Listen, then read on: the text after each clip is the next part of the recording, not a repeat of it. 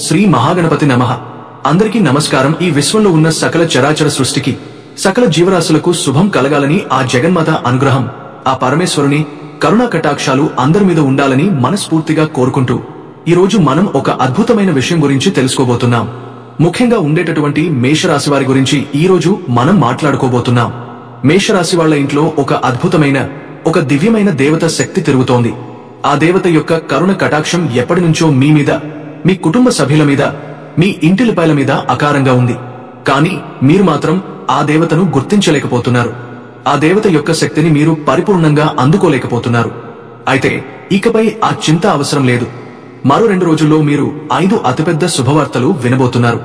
మీ జీవితంలో మీరు ఏనాడు ఊహించని ఒక అద్భుతమైన మార్పు సంభవించబోతోంది. ఆ వివరాలు ఏమిటి? మీ ఇంట్లో తిరిగే ఆ దేవత ఎవరు? ఆ దేవత మీకు ఏమి సందేశం ఇవ్వాలని చూస్తోంది? రాబోయే రోజుల్లో మీ జీవితం ఎలా ఉండబోతోంది అనే పూర్తి వివరాలను ఇప్పుడు మనం వివరంగా తెలుసుకుందాం.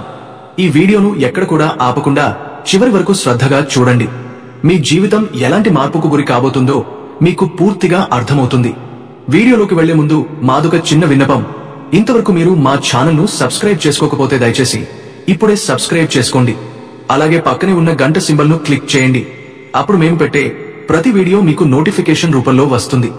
అలాగే భగవంతుని మీద భక్తితో, విశ్వాసంతో జై శ్రీ కృష్ణ అని కామెంట్ చేయండి. మేషరాశి అనేది రాశి చక్రంలో మొట్టమొదటి రాశి. ఈ రాశికి ఆధిపతులు అశ్విని నక్షత్రం 1, 2, 3, 4 పాదాలు, భరణి నక్షత్రం 1, 2, 3, 4 పాదాలు మరియు కృత్తిక నక్షత్రం మొదటి పాదానికి చెందినవారు మేషరాశి పరిధిలోకి వస్తారు. ఈ 3 నక్షత్రాలు కలకల మేషరాశి వారికి ఒక ప్రత్యేకమైన స్వభావం, ఒక విలక్షణమైన వ్యక్తిత్వం ఏర్పడుతుంది. ముందుగా మనం ఈ రాశివారి మనస్తత్వం గురించి మరింత లోతుగా తెలుసుకుందాం. ఆ తర్వాత రాబోయే శుభవార్తలు ఏమిటో, ఆ తర్వాత మీ ఇంట్లో తిరుగుతున్న ఆ దేవత ఎవరో, ఆ దేవత మీకు ఏమి తెలియజేయాలనుకుంటుందో పూర్తి వివరాలతో ఇప్పుడు తెలుసుకుందాం. ఈ రాశివారి మనస్తత్వాన్ని మనం చూసుకుంటే మీరు చాలా స్థిరంగా ఉంటారు. వీరి ఆలోచనల్లో, నిర్ణయాల్లో ఒక స్థిరత్వం కనిపిస్తుంది. లోపల ఎంతో ఆనందంగా, ఉల్లాసంగా ఉంటారు.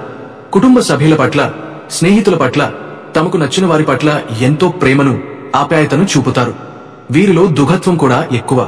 ఒకసారి ఒక నిర్ణయం తీసుకున్నారంటే దానికి కట్టుబడి ఉంటారు. కానీ ఒకసారి నమ్మకపోతే ఎంత అడ్డంకులు వచ్చినా, ఎంతమంది వ్యతిరేకించినా వెనకడుగు వేయరు. విశ్వాసాన్ని పెంపొందించుకోవడం, దానిని నిలబెట్టుకోవడం ఈ రాశివారి మూలసూత్రం.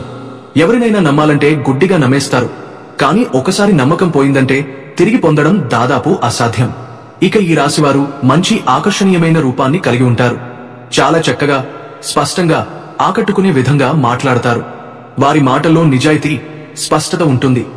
ఆకర్షించే శక్తి వీరికి సహజ సిద్ధంగా ఉంటుంది.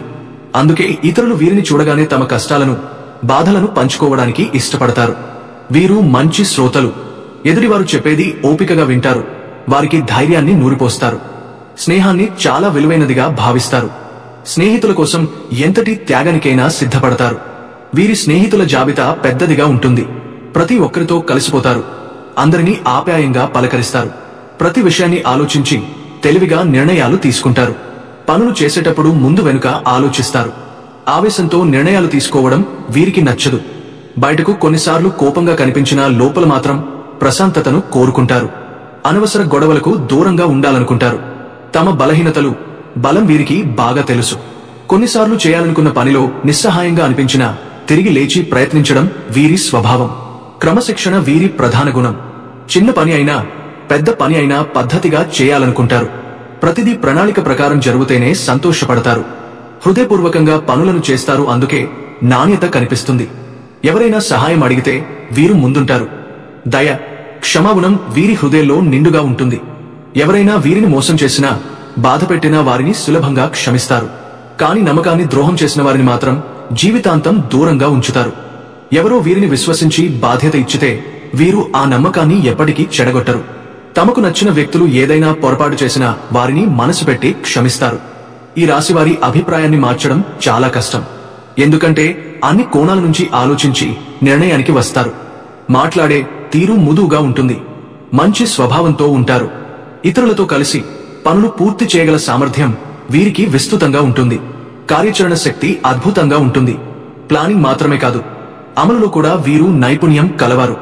లక్ష్యం నిర్దేశించుకున్నారంటే దానికోసం ఏ కష్టమైనా పడతారు. అడ్డంకులు వచ్చినా వెనక్కి తగ్గరు. ధర్మం, న్యాయం వైపు నిలబడతారు. మోసం చేయడం వారి స్వభావం కాదు.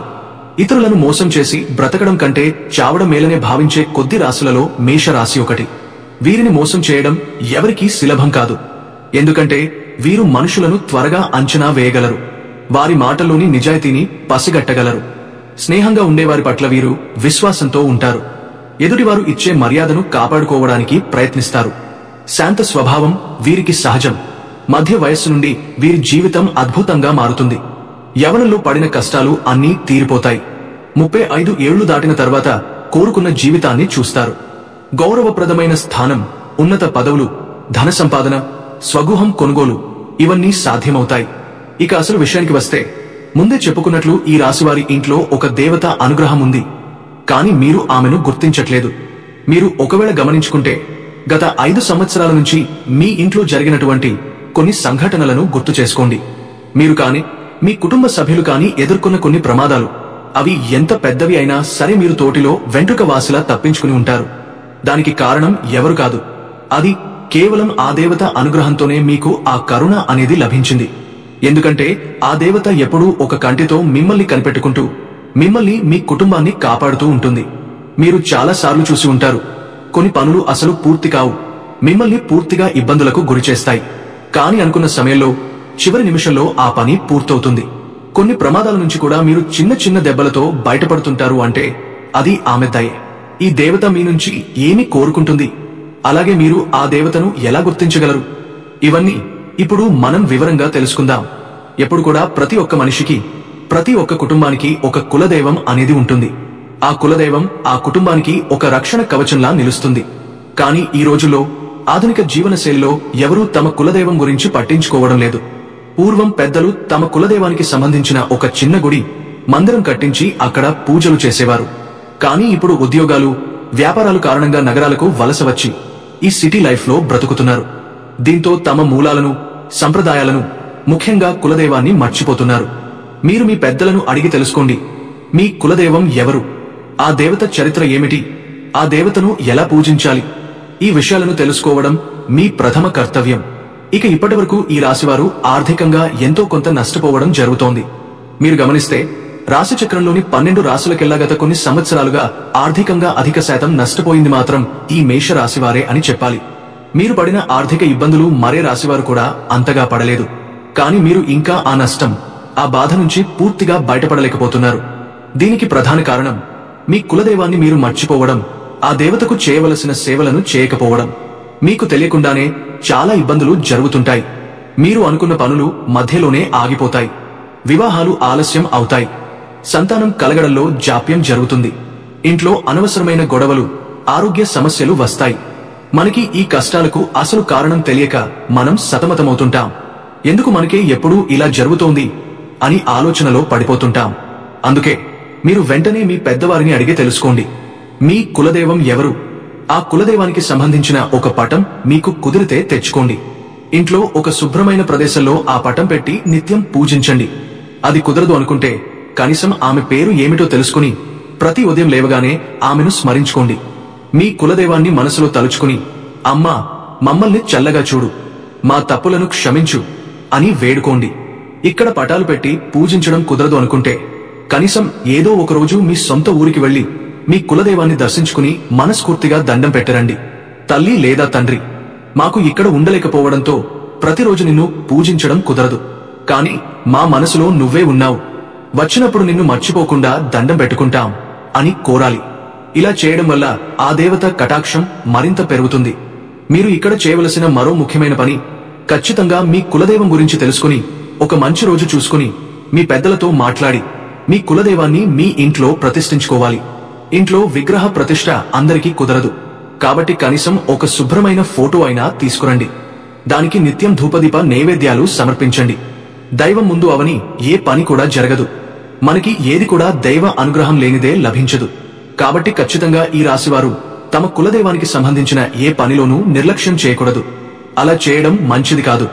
నిర్లక్ష్యం చేస్తే మీకు మంచి జరగదు. జరగాల్సిన అవకాశాలు కూడా ఉండవు.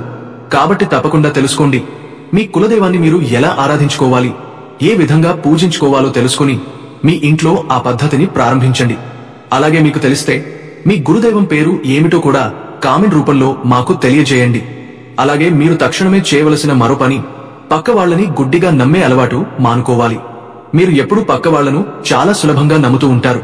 ఇది ఆధ్యాత్మికంగా, ఆర్థికంగా మీకు నష్టం కలిగించగలదు. కాబట్టి జాగ్రత్తగా ఉండండి. అలాగే మీరు తక్షణమే చేయవలసిన మరొక పని ఏమిటంటే, మీరు పక్క వాళ్లను గుడ్డిగా నమ్మే అలవాటును మానుకోవాలి. మీరు ఎప్పుడు కూడా పక్క వాళ్లను చాలా సులభంగా నమ్ముతూ ఉంటారు. ప్రతి ఒక్క పనికి, ప్రతి ఒక్క విషయాన్ని కూడా మీరు చాలా ఓపెన్ గా అందరితో చెబుతూ ఉంటారు. ఇది మీకు చాలా నష్టాన్ని కలిగిస్తుంది. మీ ప్రణాళికలు, మీ ఆలోచనలు ఇతరులకు చెప్పడం వల్ల వారి నెగటివ్ ఎనర్జీ, వారి అశుభ దృష్టి మీ మీద పడుతుంది. అందుకే మీరు చేసే పనులు చివరి నిమిషంలో ఆగిపోతాయి.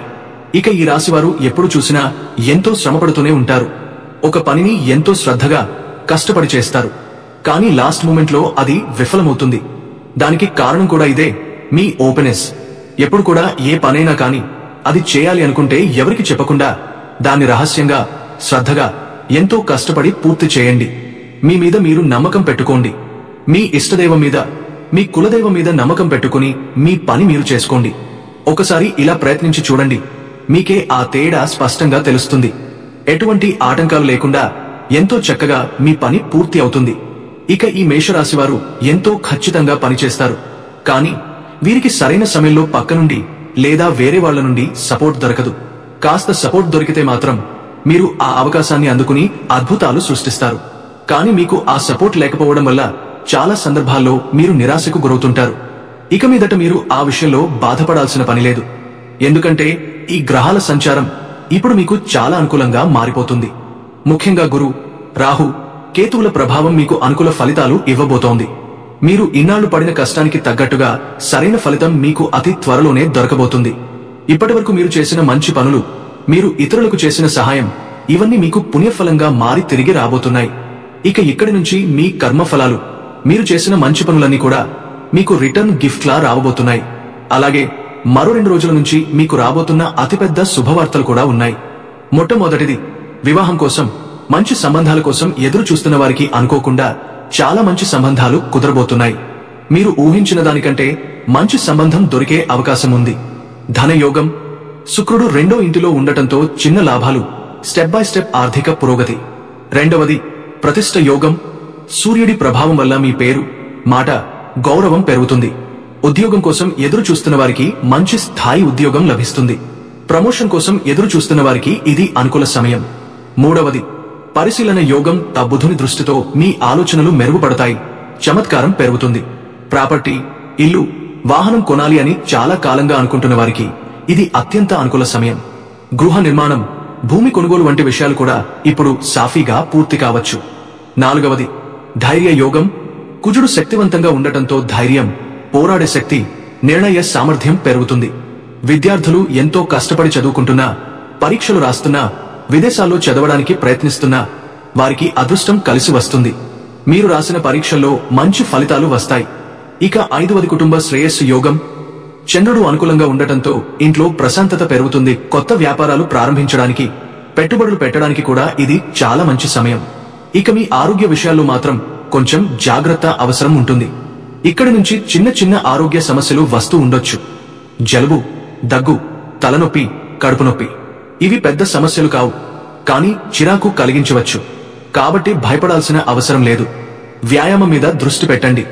సాత్వికమైన, తేలికగా జీర్ణమయ్యే ఆహారం తీసుకోండి. ఆహార విషయంలో ఈ రోజుల్లో ఖచ్చితంగా జాగ్రత్తగా ఉండాలి. మీరు చెప్పినట్టు ఆహార నియమాలు పాటిస్తే మీ ఆరోగ్యం కూడా చాలా మంచిగా ఉంటుంది. ఈ నవంబర్ నెలలో శుక్రుడు, బుధుడు, సూర్యుడు మరియు కుజుడు తమ తమ స్థానాల్లో మార్పులు చేయడం వల్ల మేషరాశి వారికి కొన్ని ముఖ్యమైన శుభ ఫలితాలు, కొన్ని జాగ్రత్తలు, కొన్ని కొత్త అవకాశాలు ఏర్పడతాయి. మొదటగా శుక్రుడు తుల రాశిలోకి సంచరించడం మేషరాశి వారి 2వ ఇంటిని ప్రభావితం చేస్తోంది. 2వ ఇల్లు ధనం, కుటుంబం, మాట తీరు, ఆర్థిక స్థిరత్వానికి సూచకం కాబట్టి శుక్ర సంచారం వల్ల మీ ఇంట్లో విలువ, ప్రతిష్ట, మాటకు గౌరవం పెరుగుతుంది. మాట్లాడిన ప్రతి మాటకు బరువు వస్తుంది. మీ అభిప్రాయానికి ఇంట్లో, బయట ప్రత్యేక ప్రాధాన్యం లభిస్తుంది. అయితే ఇదే సమయంలో శుక్రుడు విలాసాలకు కారకుడు కాబట్టి అనవసర ఖర్చులు పెరగడం కూడా సహజం. ఈ సమయంలో మీ భాగస్వామి మీద, ఇంటి అలంకరణ మీద, సైగసైన వస్తువుల మీద కొంత ఎక్కువగా ఖర్చు చేసేయాలని అనిపిస్తుంది. ఇదే సమయంలో బుధుడు తన సంచారాన్ని మార్చుతూ మీ 8వ ఇంటిని ప్రభావితం చేస్తాడు. 8వ ఇల్లు రహస్య లాభాలు, పన్నులు, బీమా, పూర్వీకుల ఆస్తి, ఆకస్మిక మార్పులను సూచిస్తుంది. బుధుడు ఇక్కడ ఉండడం వల్ల మేషరాశి వారికి పాత సమస్యలు ఒక్కొక్కటిగా పరిష్కారం అవుతాయి. మీ దాచిన ప్రతిభ బయటపడుతుంది. అర్థం కాని ఆందోళనలు తగ్గుతాయి. ఆన్లైన్ కమ్యూనికేషన్, డాక్యుమెంటేషన్, ఇంటర్వ్యూలకు సంబంధించిన పనులు సాఫీగా జరగడం ప్రారంభమవుతుంది. మీరు చెప్పిన మాటను ఇతరులు త్వరగా అర్థం చేసుకుంటారు. అయితే ఆరోగ్యాన్ని మాత్రం నిర్లక్ష్యం చేయకూడదు. సూర్యుడు ఈ నెలలో మీ 7వ ఇంటిని ప్రభావితం చేస్తున్నందున సంబంధాలు, పబ్లిక్ ఇమేజ్, దాంపత్యం, భాగస్వామ్యాలలో కొత్త వెలుగులు వస్తాయి. సంబంధాలు ముందు కంటే మరింత స్పష్టంగా అవుతాయి. కొంతకాలంగా ఉండే మిస్అండర్స్టాండింగ్స్ తగ్గిపోతాయి. మీరు మాట్లాడిన మాటకు విలువ పెరుగుతుంది. లీడర్షిప్ లక్షణాలు బయటపడతాయి. సూర్యుడు 7వ ఇంట్లో ఉండటం వల్ల దాంపత్య జీవితంలో కొంత ఈగో క్లాషెస్ వచ్చే అవకాశం ఉంది. కాబట్టి ఈ నెలలో కోపానికి దూరంగా ఉండాలి. కుజుడు అంటే మీ రాశి అధిపతి ఈ సమయంలో శక్తివంతమైన స్థితిలో ఉండటం వల్ల మేషరాశి వారికి ఒక ప్రత్యేక ఉత్సాహం, ధైర్యం, పని చేయాలనే సంకల్పం పెరుగుతుంది.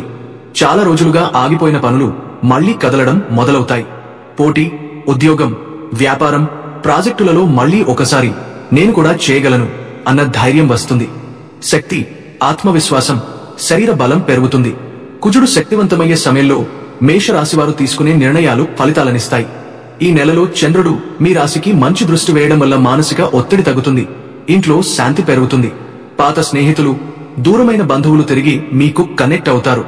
కుటుంబంలో నవ్వులు, ఆనందం, సత్సంబంధాలు పెరుగుతాయి. ఇక ఈ రాశివారు దేనికి భయపడవద్దు. ఎందుకంటే ఇక్కడి నుంచి మీకు ప్రతి విషయం కూడా చాలా మంచిగా జరగబోతుంది. మీరు చేయవలసిందిగా ఉన్న ఒకే పని మీ కులదైవానికి నిత్యం ధూపం, దీపం, నైవేద్యం సమర్పించడం.